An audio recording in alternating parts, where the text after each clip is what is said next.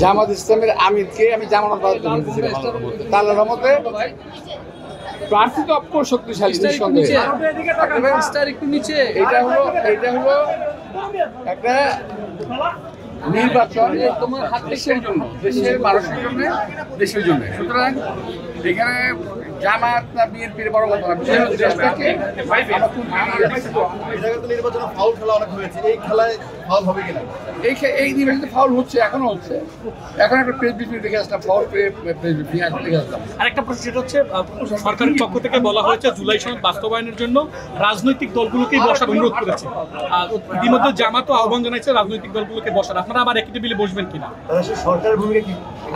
আমার এটা হলো খুব ব্যক্তিগত প্রশ্ন। আমি এর আগেও বলেছি, এখনো বলবো, যে সরকার প্রতারণার আশ্রয় নেয় ওরা বারবার প্রতারণা করবে।